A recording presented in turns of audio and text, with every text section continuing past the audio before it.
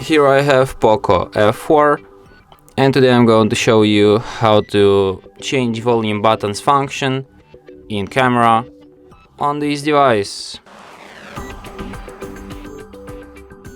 So firstly, let's open camera, then tap on three stripes here, go to its settings, and here you have volume buttons function. So you can set it to shutter, to timer, 2 seconds, to zoom, or to just volume. So I'm gonna use it as zoom and show you how it works. Let's try it on the front camera, and it doesn't work. Nice. So it's only work on the rear camera, and here you go. Check this out. Such a nice zoom.